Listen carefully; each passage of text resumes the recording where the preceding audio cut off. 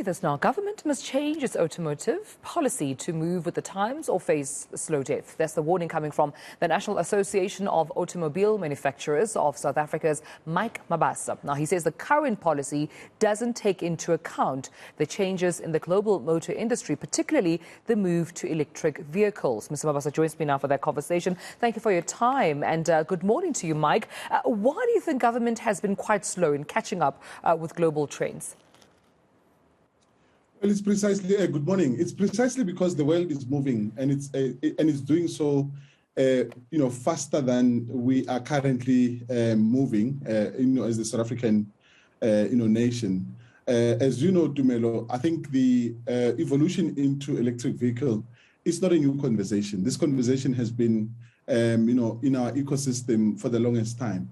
There are markets now, for an example, in Europe, where more than 80% of their vehicle park has already been transformed into new energy vehicles, because those markets have already made decisions to endorse and also embrace the move into these new energy vehicles. And our biggest concern, obviously, as South Africa, is that those markets that are moving this fast are the ones that are actually our customers, because we're actually exporting these vehicles into those markets predominantly, because 64% of what we're producing here in South Africa goes into those markets. And those markets have already indicated to us very, very openly, very, very transparently, that in the next 8 years, for an example, in the UK, the United Kingdom has said in the next 8 years, they will no longer be accepting our internal combustion engines because of their obviously stringent, carbon footprint and emission standards that they've put in place.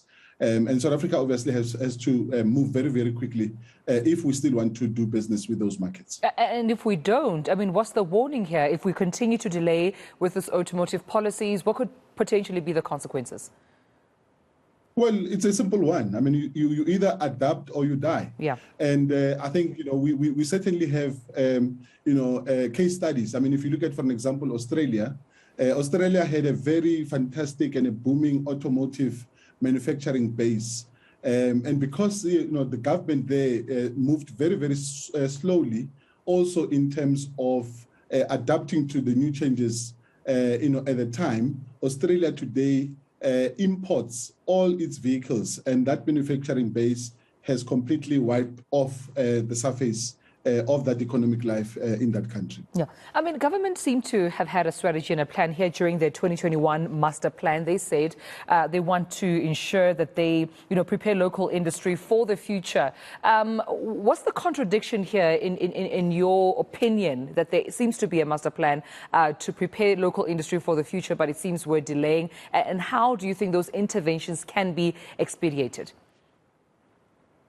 Well, look, a plan remains a plan. If that plan is not brought to life and we are not, implementing the plan, it will remain exactly that. So, our view is that we need to be able to move beyond, talking, beyond planning, beyond strategizing and, putting together, one commission and committee after the other. We now need to be able to bring things to life. The industry is ready to invest. We want to bring in capital investment in the country, because we also have equally responsibilities, because we're not saying we're going to sit in our dark corner and complain.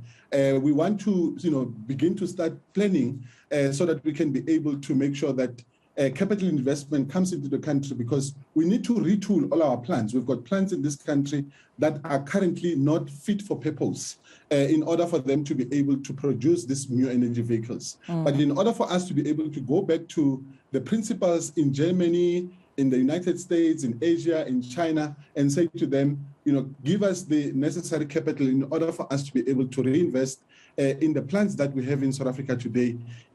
Obviously, that discussion becomes very, very difficult when the enabling regulatory environment is not fertile for such investment to actually germinate. So we really want to be able to make sure that we are able to make sure that we prepare the country accordingly. There's also the question of skills, because we also need to be able to start skilling our people, particularly those who are on the shop floor, to be able to make sure that they too are also ready for the new technologies, and we are able to train them. We are talking to universities now because many of the courses and the degrees that we have in our universities are becoming increasingly irrelevant for the future, technology that we want to introduce. And we need to be able to update some of the curriculum that we have.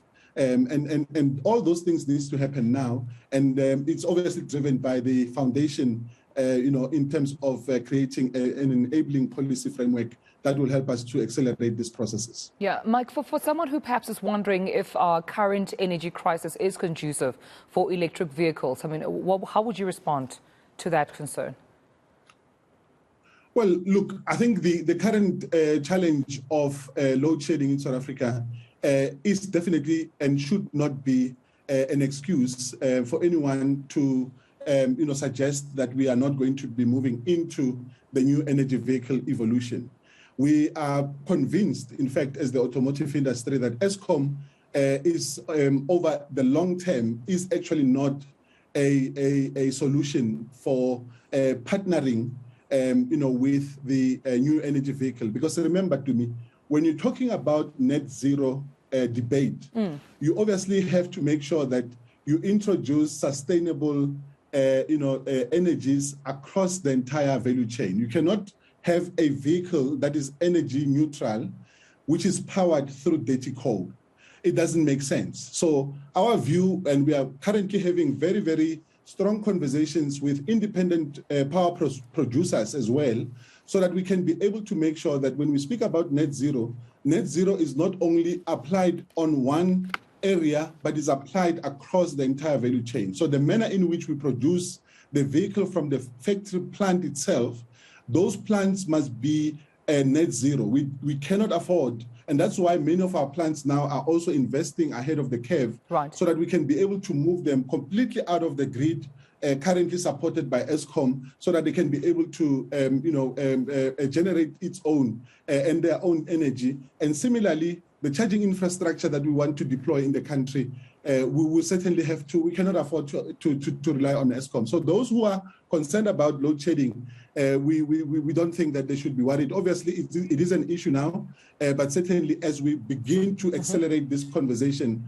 we will certainly be deploying energy sources that are also going to be emission neutral, in the economy as quickly as we possibly can. Well, I appreciate you speaking to us this morning. Mike Mabasa, NAMSA CEO, thank you so much for your time and joining us right here on the SA Morning, alleviating any concerns that you may have with regards to whether or not the country is ready for electric vehicles due to the energy crisis we're currently in. They're saying they've considered all of the issues and there's no better time than now. Actually, as a matter of fact, they're convinced that they are ready, as NAMSA, to continue advocating for these electric vehicles, and the country should follow suit too. All right. Well